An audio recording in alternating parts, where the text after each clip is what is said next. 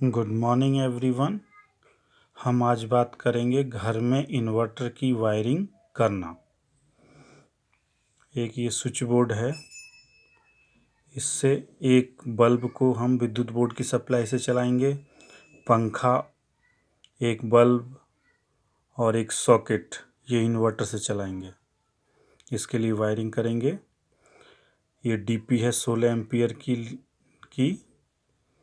इसमें line wire इस switch में कनेक्ट करते हैं और इस स्विच का आउटपुट अगर इसको ऑन करते हैं तो ये बल्ब जलेगा। ये विद्युत बोर्ड की सप्लाई से जलेगा। न्यूट्रल इसमें सब में लूप है।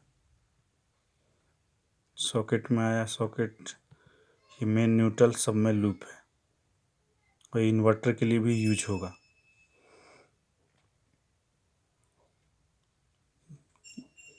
तीन स्विच ये हैं, इसको इन्वर्टर के आउटपुट से सप्लाई देते हैं। लाइन वायर ही यूज करते हैं, 0.5 किलोवाट का इन्वर्टर है और इसका जो आउटपुट निकला एक ही वायर यूज करते हैं और ये स्विच में दे दिया हमने। इस स्विच में इनपुट में दे दिया। अब तीनों स्विचों में इन्वर्टर पावर इनपुट हो गई। आउटपुट से ये पंखा चलेगा, ये बल्ब जलेगा और इसको स्विच को ऑन करेंगे तो ये सॉकेट को सप्लाई जाएगी। इसमें इन्वर्टर में एक बैटरी होती है।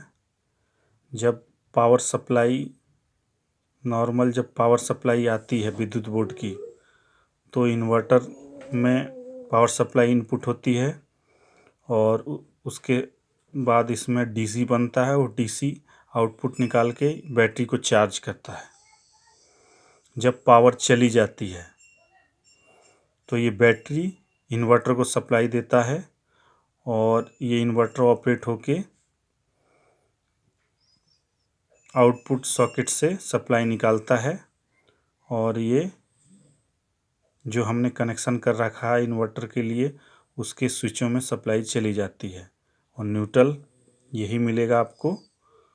और ये पंखा चला सकते हैं, ये बल्ब चला सकते हैं और ये सॉकेट इन्वर्टर से चला सकते हैं। जब सप्लाई आती है तब भी इसके आउटपुट, जब सप्लाई आती है तो इसका आउटपुट निकलता है और इसमें इस स्विचों को सप्लाई जाती है। यानी इस स्विच में सब विद्युत पावर सप्लाई अगर आती है तो सप्लाई जाती है, अगर पावर सप्लाई नहीं आती है तब भी इन्वर्टर ऑन होता है और इसी पॉइंट से इस स्विच को सप्लाई जाती है। यानी दोनों कंडीशन में इन्वर्टर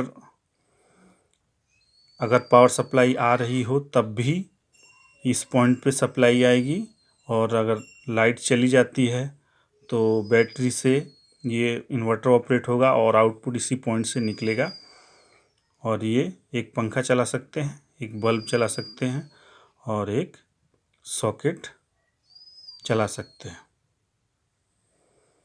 ठीक है, ओके, थैंक यू।